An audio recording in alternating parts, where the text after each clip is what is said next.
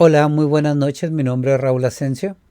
Estamos aquí para conversar hoy sobre un tema de gran relevancia histórica, pero que hoy no quiero manejarlo con, como datos históricos o como un movimiento que se maneje nada más históricamente, porque de hecho la Revolución Cristera, que es el tema del día de hoy, en primer lugar, académicamente se enseña muy poco, pero es un evento que nace en 1926 a 1929. Pero aquí hay algo bien importante, bien importante. Se cuenta que hubo más de 250,000 muertos. O sea, no es cosa pequeña, no es poca cosa lo que pasa. Es un evento trascendental en la historia mexicana, pero al cual pues no se le ha dado la difusión necesaria. ¿Por qué? Que eso es lo importante. Un hecho histórico de gran magnitud, pero que académicamente se olvida, porque nada más se nombra. Hubo una revolución cristera de 1926 a 1929 en la época de Plutarco Elías Calles. Punto. No se dice más. Ni qué fue lo que pasó anteriormente, ni qué repercusiones tuvo. Un hecho que, como les comento, 250,000 muertos como mínimo. ¿Y cuántos desaparecidos? Sin contar. Y ocurre con un presidente del Partido Revolucionario Institucional, o si le quieren llamar exactamente en esa época, Partido Revolucionario de la Revolución Mexicana. Que les digo, es lo mismo. Algo bien importante, y como les digo, bien importante es la época posterior a la Revolución Mexicana. De hecho, muchos revolucionarios, muchos revolucionarios participan en esta guerra cristera. No sé si porque fueran muy creyentes o no, pero participan. Pero no son los principales personajes. De hecho, los principales personajes de esta revolución cristera, pues como dicen, para iniciar, Plutarco Elías Calles, presidente de México. Otro personaje importante, Emilio Portes Gil, también presidente de México en otra época, años posteriores. Joaquín Amaro, Saturnino Cedillo, Eliodoro Chariz, Marcelino García Barragán, Jaime Carrillo, Genovevo Rivas, y pongan atención a este nombre, Lázaro Cárdenas. ¿Por qué atención? Lázaro Cárdenas es conocido como uno de los mejores presidentes de la República Mexicana. Y también sabemos que de una orientación socialista, o sea, de izquierda. Pero vamos a ver por qué es importante. Otro personaje, Genovevo de la O y Roberto Cruz. Estos personajes que acabo de nombrar estaban del lado del gobierno. Y los principales personajes cristeros pues no son tan conocidos. El personaje más importante pues es el general Enrique Gorostieta, que fue quien le dio un orden al movimiento cristero. Otro es José Reyes Vega, sacerdote, muy importante para el movimiento, pero así como de importante, también muy cruel. Alberto B. Gutiérrez, Aristeo Pedrosa, Andrés Salazar, Carlos Bousquet, Dionisio Eduardo, Damaso Barraza, Domingo Anaya. Y hay un personaje que no es tan importante en la jerarquía, pero sí es bien importante en la historia de los cristeros, que es Victoriano Ramírez, alias el 14. Hay quienes lo consideran un personaje fantástico, muy importante, pero como les digo, para el orden jerárquico de los cristeros no tanto, pero sí para el orden de la gente. Creo que fue el general más importante de la cristiada, o por lo menos el más conocido, aunque fue eliminado por los mismos cristeros. ¿Por qué razón? Hay que ver la historia. Interesante. Pero también, como dicen, ahí también se cocían habas. Algo bien importante. Ok. Nos vamos el por qué inició esta cruzada cristiana, esta guerra cristera, esta revolución cristera, este movimiento cristero. Hubo grandes antecedentes. Uno de ellos fue la Ley Calles, promulgada por Plutarco Elías Calles, que fue en 1926 y que modifica la Constitución de 1917, el Código Penal.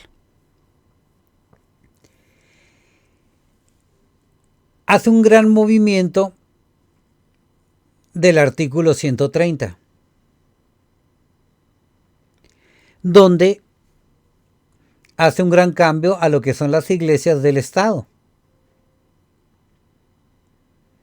Pero ¿qué es lo que les quita o les da a las iglesias? En primer lugar, promulga que ninguna iglesia puede tener propiedades como terrenos. Todo sacerdote religiosa no pueden usar hábitos en público. Y les empieza a delimitar pues su sistema de culto.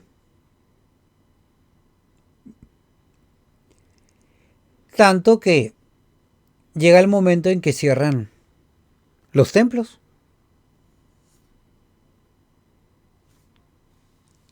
Para esto hay un movimiento muy interesante que inicia lo que es el ACJM. ¿Qué es el ACJM?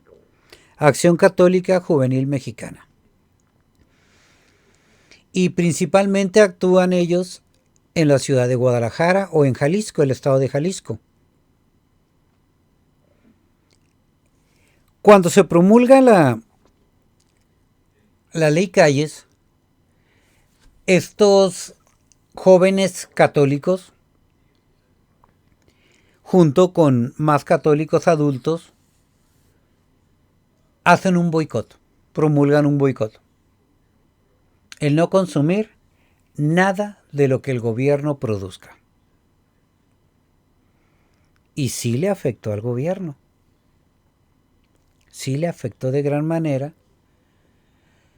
Pero Plutarco Elías Calles dice, a mí no me importa el boicot, pues los voy a reprimir. Toman a algunos miembros de la CJM, los asesinan, los aprenden, los asesinan, para ver si se calmaban las aguas, como comúnmente se dice. Pero ocurre todo lo contrario. La gente se indigna, los considera mártires y de hecho, hace pocos años pues fueron elevados a la santidad dentro de la Iglesia Católica por Benedicto XVI. Pero en esa época y tras ese hecho violento de matar a estos jóvenes del ACJM, pues empiezan las revueltas. Hay sacerdotes que se unen a la guerra cristera como principales jefes. El 14 se une. A Enrique Gorostieta lo contrata la misma asociación católica para que dirija. Pero cuando él llega, pues ya las revueltas estaban a todo lo que da. El gobierno y la revuelta pues empiezan a pelear. Hay bajas de ambos lados.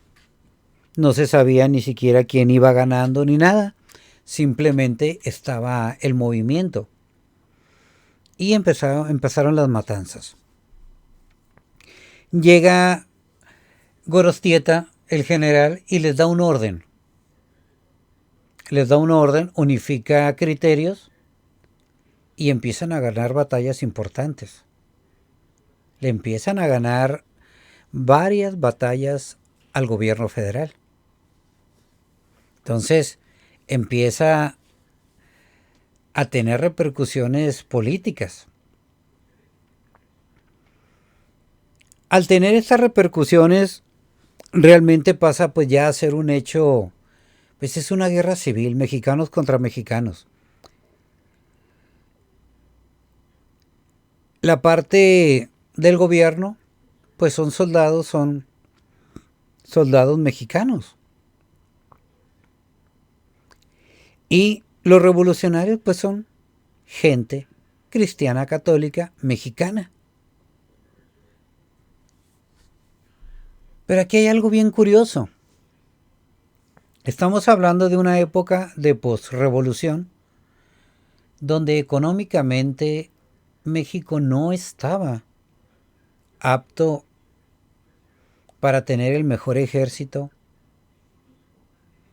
ni siquiera para tener un país en buen estado, económico, social, político. Entonces empieza esta guerra cristera, el gobierno ocupa ayuda. ¿Y a quién recurre? A Estados Unidos. ¡Wow! Pero algo bien curioso, la Iglesia Católica, el ACJM, pues tampoco tiene ejército. De hecho, si la Federación, si el Estado mexicano tenía un ejército no de lo mejor, los cristeros menos. De hecho, al inicio decían, pues vamos a matar federales, y el mismo parque, las mismas armas que les quitaban, serán las que empezaban a utilizar. Pero con eso pues no iban a poder vencer en una guerra. Entonces, grupos de católicos recurren a pedir apoyo a la Iglesia Católica americana, norteamericana. Y son los que empiezan a enviar parque, armas. ¿Y quiénes son los encargados de llevárselas a los revolucionarios cristeros? Pues los jóvenes. La mayoría de la CJM. Y la mayoría mujeres.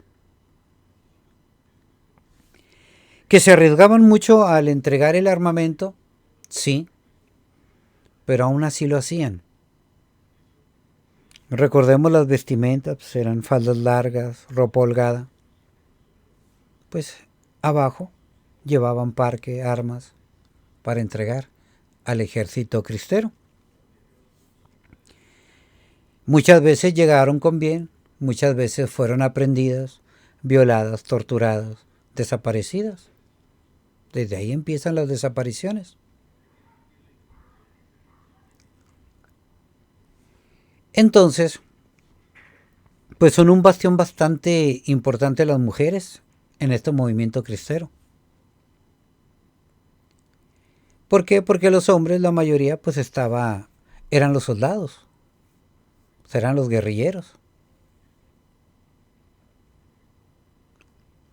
Entonces, aquí pues hay un lugar muy importante para la mujer, porque es activista política, activista religiosa y que defendían sus creencias. ¿Qué era lo que creían? En la fe cristiana católica, en el credo católico. Para esas épocas había muy pocas religiones protestantes. Y como les comentaba, quien apoyó esta revolución pues realmente fue gente de Estados Unidos. Y algo bien curioso, Estados Unidos no brinda un apoyo para perder. Pero entonces la revolución cristera, la guerra cristera, la cristiada, ¿quién fue el vencedor? No hubo vencedores. Ni la Iglesia católica, ni el Estado mexicano. Plutarco Elías Calles, ¿por qué digo que no era de izquierda o socialista?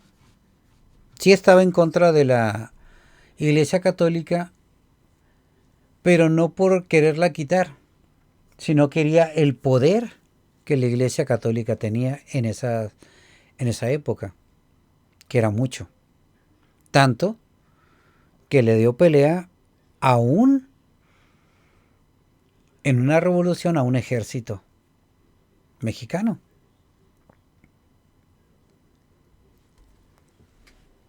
Plutarco Elías Calles lo que intentó hacer primero fue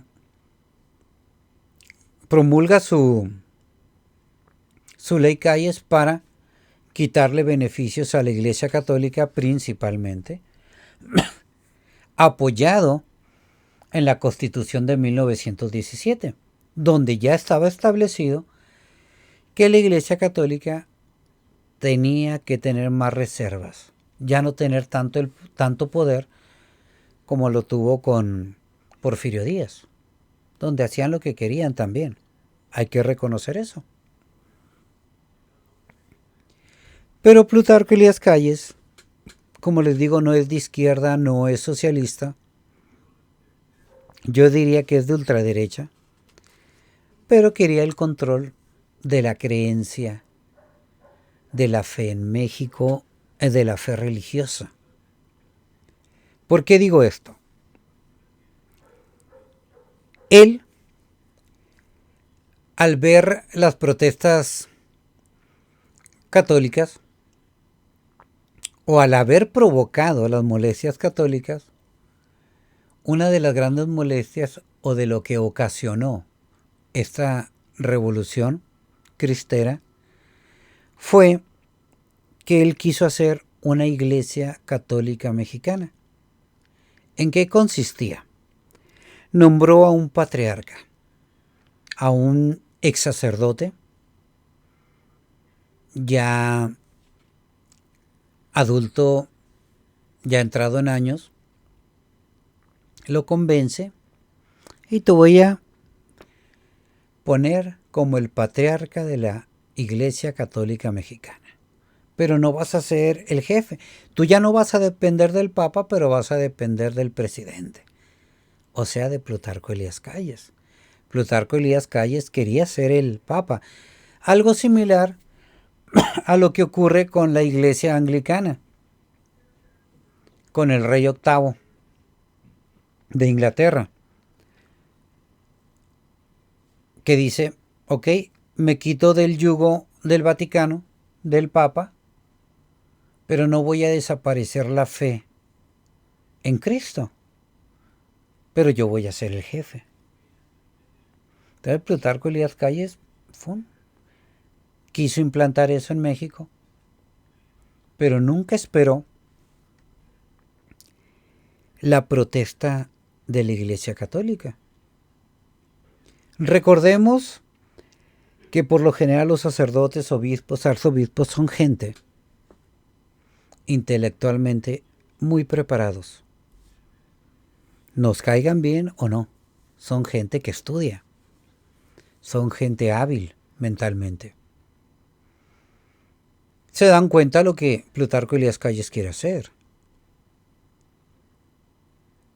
Pero también recordemos que lo primero que quiso mermar Plutarco Elías Calles fue el poder eclesiástico. ¿Qué es lo que hace primero? Expulsa a cualquier sacerdote que no sea mexicano. Y a los sacerdotes que son mexicanos, sí les crea un conflicto porque al estipular en la ley que cualquier persona que se haga sacerdote en México deja de ser mexicano y pasa a ser ciudadano del Vaticano. O sea, rompe relaciones iglesia-estado. Pero también quería verse moderado el sacerdote que acepte esta nueva iglesia católica mexicana, pues seguirá con sus derechos y podrá oficiar misas. Pero pues no le resulta. No tiene los seguidores que él espera. Ni por parte del clero, ni por parte de los feligreses, de la gente. Entonces, al final de cuentas, pues no le sale eso. El ACJM, los jóvenes católicos, empiezan a protestar, hacen un boicot para no consumir lo que el gobierno produce. Esto hace enojar pues más a Plutarco Elías Calles, que en lugar de tener más poder, se está dando cuenta que se está debilitando. Y sabemos que Plutarco Elías Calles le encantaba el poder, y esto lo vemos históricamente, con todo un maximato. Después de que él deja de ser presidente, no se reelige, pero sigue gobernando, detrás de los personajes que él mismo pone como presidentes, hasta que llega Lázaro Cárdenas y rompe la relación con él y lo expulsa de México, y no de manera amistosa. Eso es bien importante. Aunque Lázaro Cárdenas, él sí es de izquierda, sí es un pensador socialista que se rodea de personajes socialistas y trata de imponer una ideología de izquierda. Y lo hace de una manera magistral. ¿Por qué? Porque es un ser pensante. Y se hace rodear de personajes importantes. Pero eso lo proseguimos un poco más adelante. Porque Plutarco Elías Calles manda cerrar las iglesias, prohíbe los oficios religiosos en público. Como les decía, expulsa a los sacerdotes que no son mexicanos, o sea, cualquier extranjero. Pero no rompe completamente con el clero institucional, o sea, con el Vaticano. ¿Por qué? Porque hay diálogos. Emilio Portes Gil también sigue con los diálogos con el Vaticano y llegan a un acuerdo al final de cuentas. Pero acuerdos donde ni la Iglesia Católica gana, ni el gobierno, pero sí nuestro país del norte. ¿Por qué? Aprovecha que hay una gran división aún entre los mismos católicos, terminada la Revolución Cristera, y envía muchas iglesias protestantes. Divide y vencerás. Se dieron cuenta el gobierno mexicano y el gobierno de Estados Unidos que si había un mismo pensamiento o una misma fe o una misma creencia, pues iba a ser complicado controlar a un país, haciendo lo que ellos querían. Entonces vamos a meter muchas religiones protestantes. Y no nada más religiones cristianas. Se da una libertad de culto bastante interesante, apoyado por la Constitución mexicana. Pero esto no era lo que Plutarco Elías Calles quería. Él quería ser el jefe de la iglesia en México. Y una anécdota es, mientras Plutarco Elías Calles quería reprimir a los cristeros, a los católicos en México, él tenía a sus hijas estudiando en una escuela religiosa católica a sus hijas. Entonces, no es que no quisiera la religión, sino que él quería ser el jefe. Pero eso ahí lo dejamos nada más como una anécdota histórica.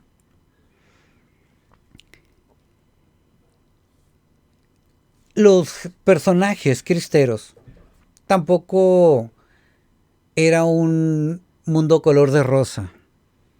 También había choques. Hasta antes de Enrique Gorostieta, el jefe máximo de la cristeada, había muchas divisiones.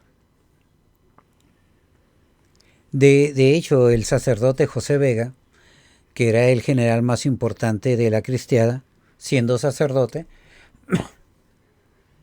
choca con uno de los caudillos más importantes de los cristeros, que es Victoriano Ramírez el 14. Tanto que lo fusila por choques ideológicos. Entonces, así como el gobierno tenía sus pros y sus contras, los cristeros estaban igual. Pero lo importante de los cristeros era que tenían una fe muy férrea en el catolicismo. Pero ¿por qué digo que la Iglesia Católica perdió? Y perdió a muchos feligreses. ¿Por qué? El Vaticano llega a tener los arreglos con el gobierno. Sí, pero nunca consultaron a los cristeros. Simplemente agarraron avionetas y empezaron a repartir, a aventar panfletos a la gente para que se dieran cuenta de que ya la iglesia no estaba peleando contra el gobierno. Pero no se les dio explicaciones, simplemente se les dio una amnistía. Todo cristero venga, entregue las armas y se les garantiza que no va a haber nada en contra de ellos. Sabemos que no ocurrió así. Iban entregando armas y a muchos los desaparecieron. A muchos los mataron enfrente de la misma gente, otros desaparecidos. Entonces el gobierno no cumplió con lo pactado. Y la Iglesia, el Vaticano, tampoco previno eso, de que se cumplieran los tratados cabalmente. Entonces, culpables los dos bandos. ¿Quién perdió? El pueblo mexicano. completamente. Tanto que perdieron a muchos feligreses, la iglesia perdió a mucha gente creyente, porque al final de cuentas ellos querían seguir peleando, querían ganar a la mejor, bueno, no a la mejor, querían que la Constitución de 1917 cambiara sus artículos, los referentes a la religión. Pero no lo lograron.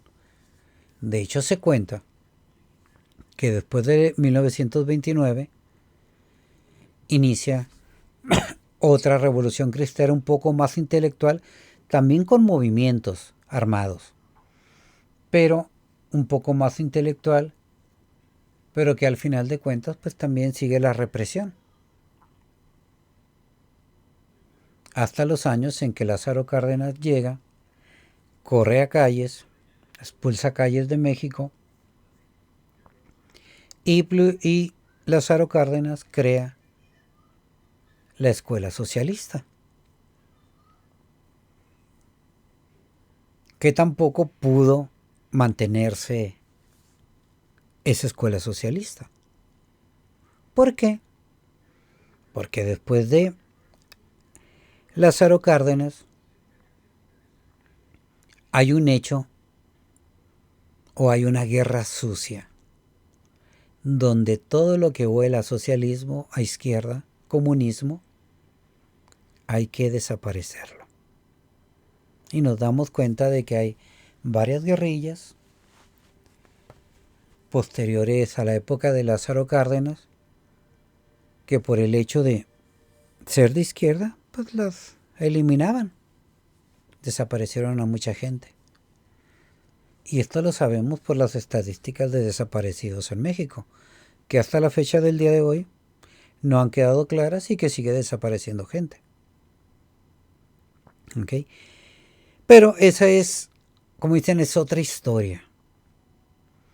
Aquí a grosso modo, a grandes pasos, narro lo que es la Revolución Cristera sin detalles,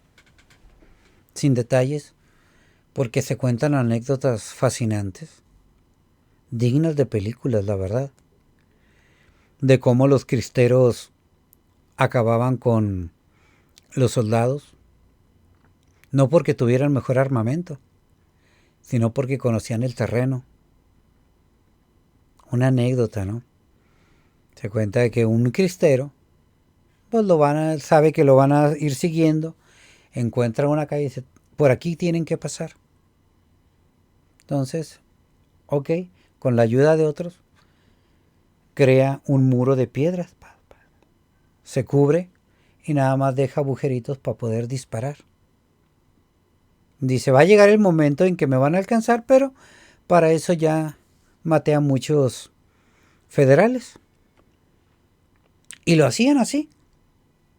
Entonces, un solo soldado o un solo guerrillero cristero acababa con muchos federales. Y no les importaba morir a los cristeros. ¿Por qué? Porque iban a morir por su Dios, por su fe.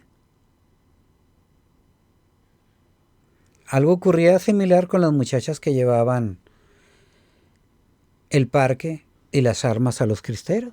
No importaba, si me agarran, pues muero por Cristo Rey, que era el grito de guerra. Viva Cristo Rey, viva la Virgen de Guadalupe. Entonces, esa fe unió al pueblo para no dejarse mangonear por el gobierno. Pero te digo, también el gobierno tiene mucho poder. Y es astuto al final de cuentas. Si no te gano de una manera, voy a buscar la otra manera. La Constitución nunca se cambió. Y no puedo decir qué bueno ni qué malo. Pero los cristeros no pudieron cambiar la Constitución.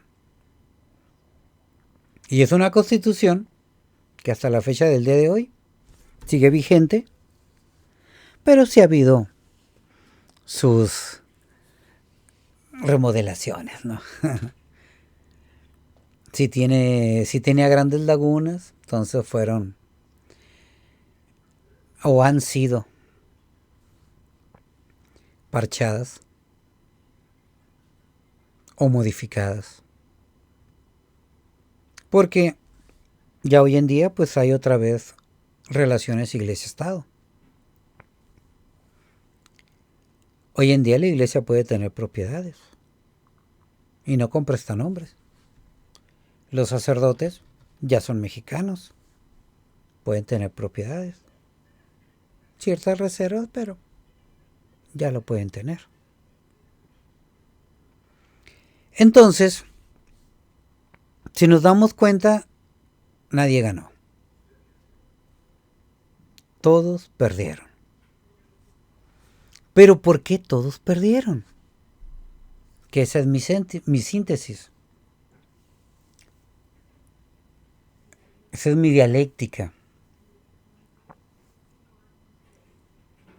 Federación, revolucionarios, crean una nueva institución, un nuevo pensamiento mexicano. ¿Mejor? No lo sé. A lo mejor diría Hegel, pues es más moderno, y si es más moderno, pues es mejor. Me reservo. Marx diría, pues no. No es así. Pero aquí lo importante, y sí, por lo que me atrae y le recomiendo a los jóvenes principalmente, lean la historia de los cristeros. Digo, por desgracia, los mejores libros o la mejor enciclopedia que yo miré sobre la cristiada, tierra de volcanes, no es muy conocida. Muy poco conocida. ¿Por qué? Porque no fue editada en México, sino en Estados Unidos, pero con una cantidad de fotografías impresionantes, con historias impresionantes. Yo cuando tuve acceso a esos libros de los cristeros, era muy joven, tenía 17 años. Pero me acuerdo que era impresionante estar hojeando estos libros y leyendo. En ese tiempo pues todavía mucho más indignado que hoy.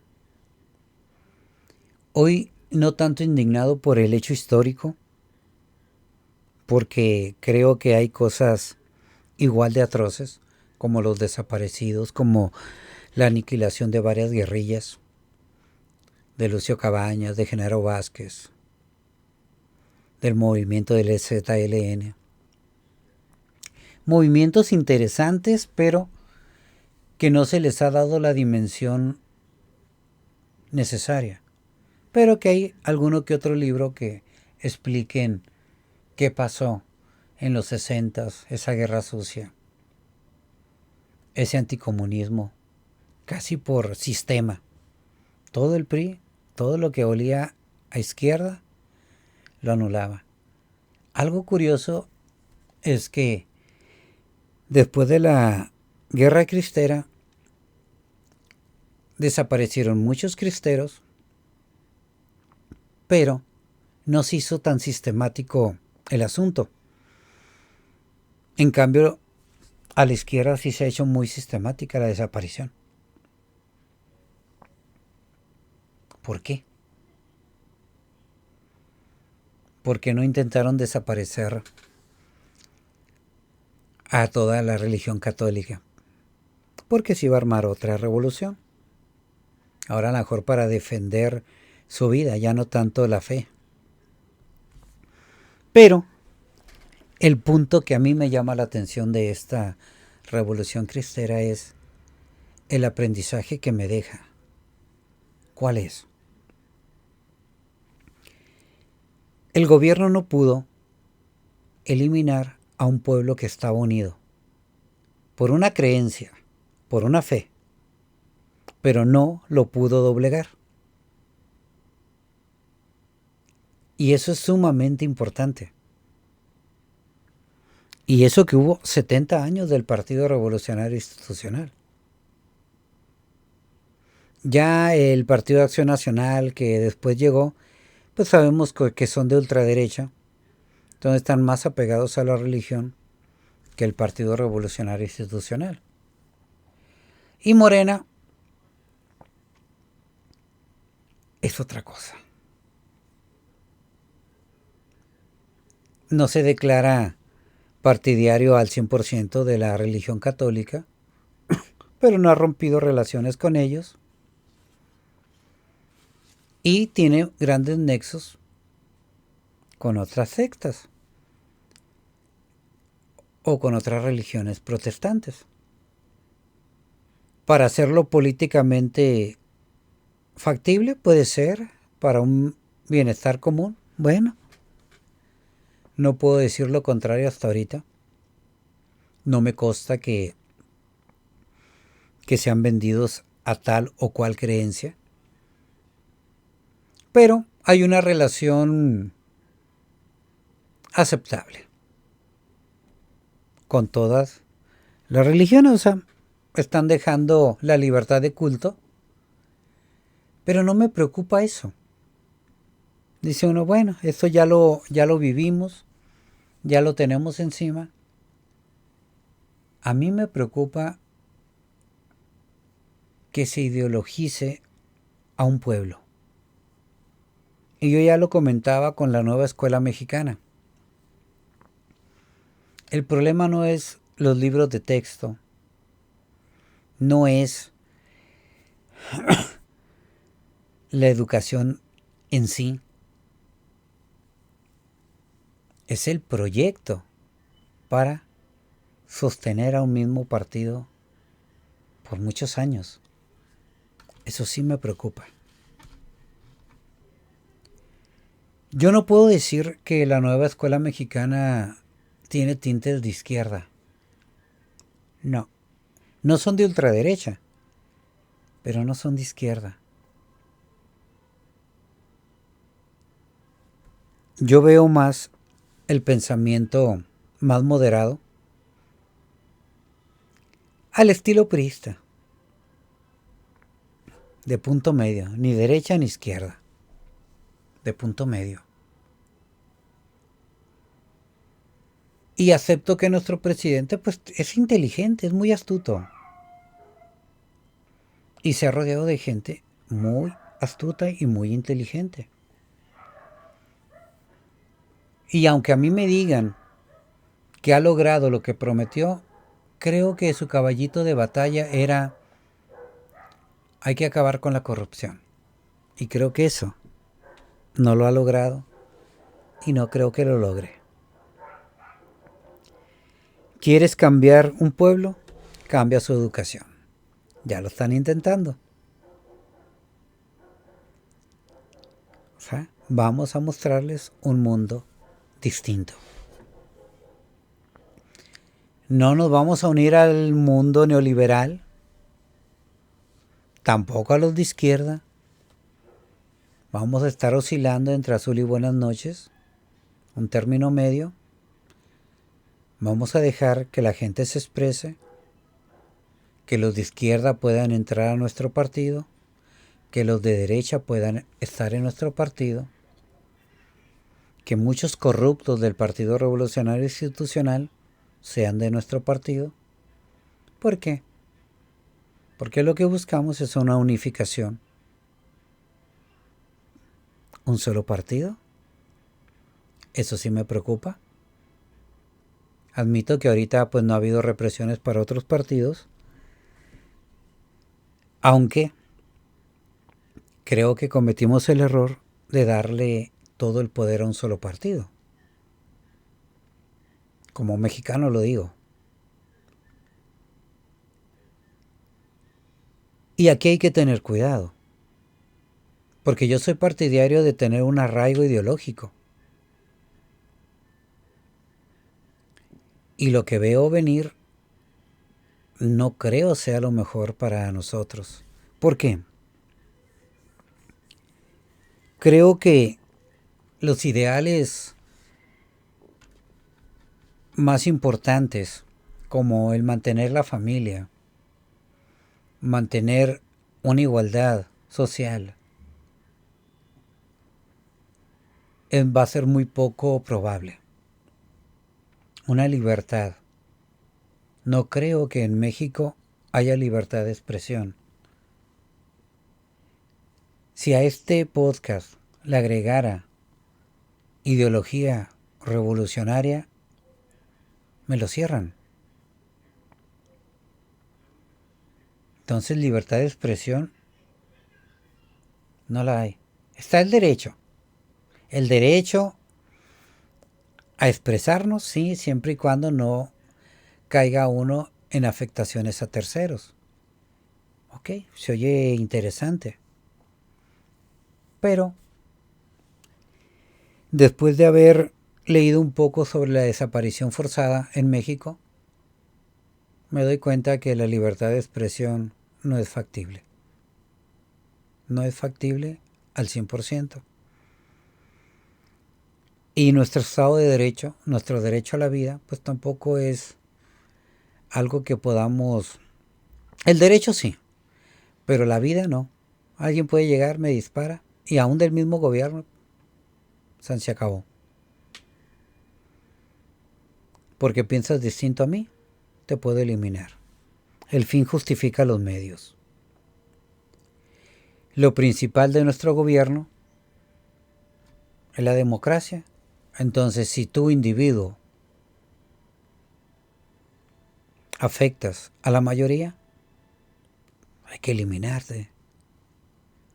Entonces, ni siquiera tenemos una democracia tan interesante. Tenemos un sistema de gobierno que puede limitar tu expresión y tus derechos humanos.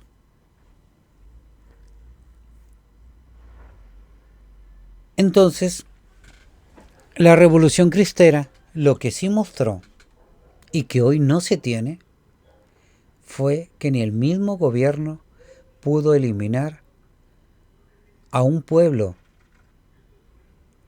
que tenía arraigo en una creencia. Hoy, si ocurriera un movimiento similar, nos aniquilarían rápido, sea cual fuese nuestra fe. El problema es que la fe en algo o el arraigo ideológico en algo no lo hay. Veo a la juventud de hoy, mal llamada generación de cristal. No es que sea una generación de cristal, es que nosotros no les dimos un arraigo.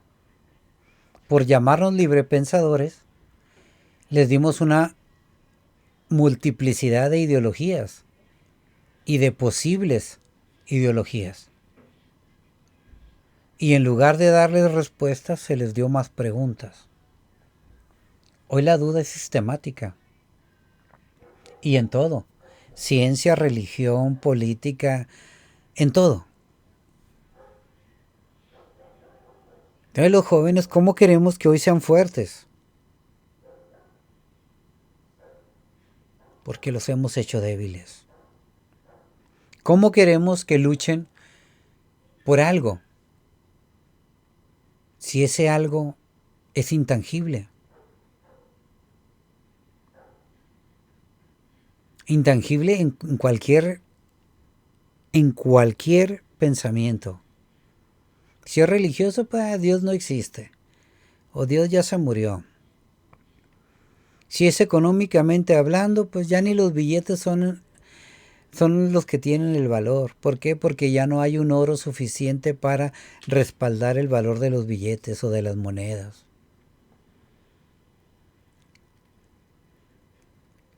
Ya mi mundo de repente puede ser una Matrix. Y podemos pensarlo. Y es válido pensarlo. ¿Por qué no? Ni las mismas matemáticas que yo crecí pensando en que eran la ciencia exacta. Pues se acerca mucho a tener un sistema fascinante, pero parte de creencias también, de principios fundamentales que no puedes dudar. Tú no vas a dudar que 1 más 1 es 2. Es un axioma. Y si lo pones en tela de juicio, pues qué irreverente, porque se te cae todo el sistema matemático. Y voy a buscar en los mayas a ver ese sistema binario. Y al cual hoy le tengo un terror a lo que ha llegado es el sistema binario. Hasta una inteligencia artificial a la cual le tengo terror. ¿Por qué? Porque no tiene ética, no tiene moral, no tiene valores. Es un sistema lógico de pensamiento, una estructura fascinante, pero tan fascinante que me da terror. Entonces, el pueblo, si tiene una creencia, una base firme, se puede mantener unido y nadie lo va a derrumbar. Pero si no hay bases, tampoco hay unidad.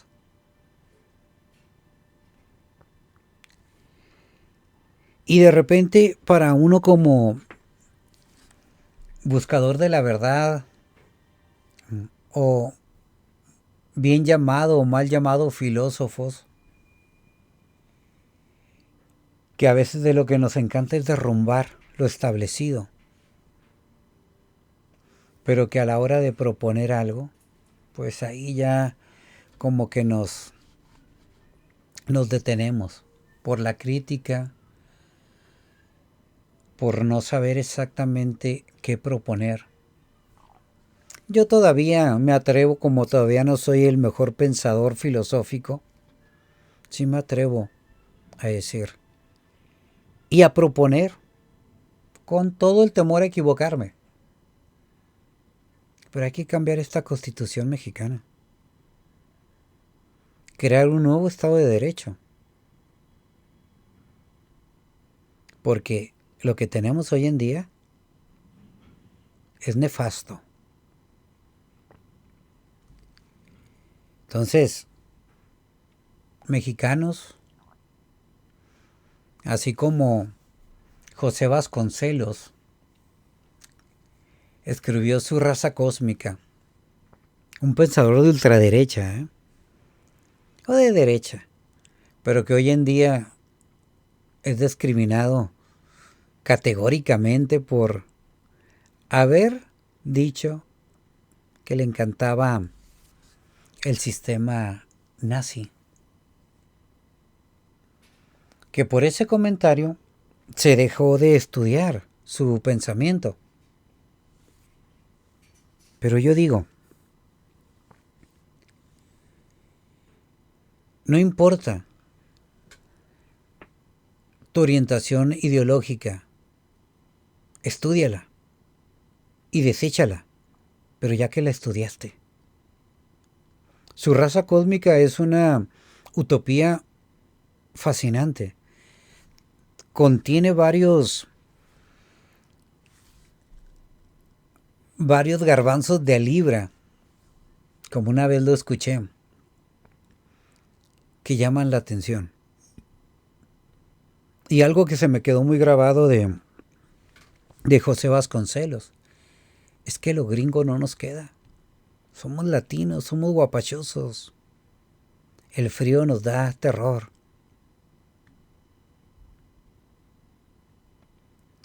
Y él lo dijo también en su mismo libro Raza Cósmica.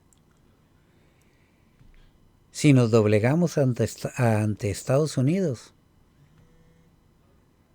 no nos va a ir bien. Y no nos ha ido de lo mejor, La propuesta de él pues era interesante, es interesante, que también la voy a tomar posteriormente, y más que nada la raza cósmica, aunque tiene una cantidad de libros impresionante: ética, estética, lógica, el Ulises criollo, toda una serie de tomos históricos donde él narra su historia, y él se pone como un Ulises. Interesante esa visión y esa forma de escribir la historia también, que se estudia poco, y que les digo, dentro de mi perspectiva es uno de los 5 mejores filósofos mexicanos, por no decir el número 1, respetando a la nueva filosofía. Pero históricamente escribió de diversos temas, pero que fue descalificado porque es real. Él apoyaba a los nazis, pero murió apoyando esa mentalidad. Cuando pierde Hitler, él se derrumba ideológicamente, pero no desecha y no pide disculpas por haber dicho eso. Entonces, sostuvo su mentalidad y no lo veo mal. ¿Por qué? Él así lo creía. ¿Puedo estar en contra del nazismo? Ok. Pero su raza cósmica, pues sí es una raza aria, ¿no? Pero él decía, el mexicano puede. Y yo digo, ¿por qué no? Les recomiendo ese libro. Y más pensamientos. Y es triste darnos cuenta que es un pensador mexicano con una ideología, pero que hoy en día ni siquiera la UNAM tiene toda la bibliografía que ellos mismos le publicaron él estando en vida. Y es tan complicado encontrar toda su bibliografía en México. Es más curioso que en Alemania la tengan completa. Van a decir, bueno, pues es que él se pronunció a favor de los nazis. Pues sí, pero es interesante que gente de Alemania les interese este pensador. Y en México, ni sus luces. Tampoco se mueren por conocerlo, tampoco, ¿verdad? Pero sí es curioso que haya preguntas de gente de Alemania buscando, indagando en el pensamiento latinoamericano.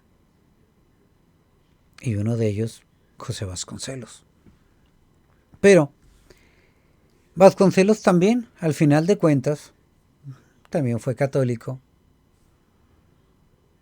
También decía, tiene que haber una unificación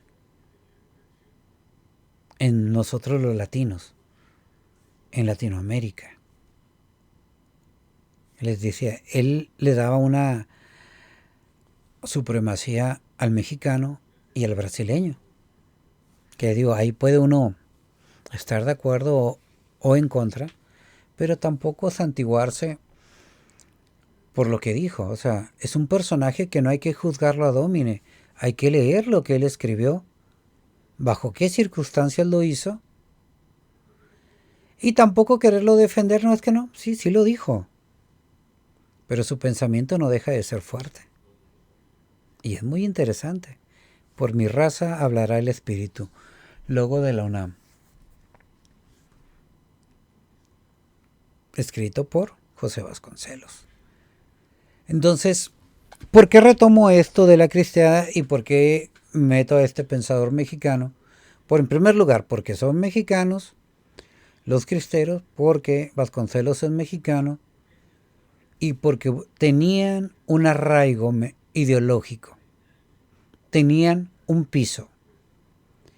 Vasconcelos fue expulsado de México, bueno, varias veces, o salió huyendo, retornaba, pero seguía con su ideología, no la cambió.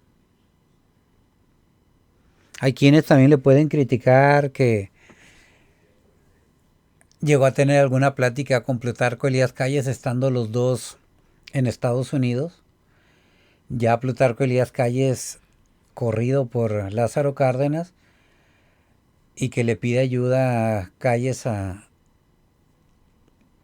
José Vasconcelos para venir a hacerle todo un show a Lázaro Cárdenas. Y pues no sé si no les dio tiempo para hacerlo o realmente José Vasconcelos no quiso hacerlo. Pero son anécdotas fascinantes.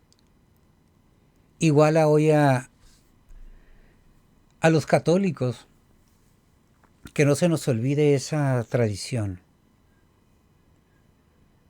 histórica. Porque hay mucho que aprender para no repetir los mismos errores. Y jóvenes de hoy, México tiene un gran pensamiento. Fascinante. Leamos. Y si pueden leer a los autores mexicanos, mejor. Vasconcelos, Arreola, Rulfo, Octavio Paz, etc. Hay muchos. De los nuevos escritores, Heriberto Yepes, interesante pensador. A mi gran maestro Felipe Lee, doctor en filosofía en la UNAM, en la UABC, perdón. Y retomo y termino esta charla con una frase que yo le escuché a él. Jóvenes, por ejercicio intelectual, por añoranza, pensemos. Muchas gracias, que tengan una excelente noche.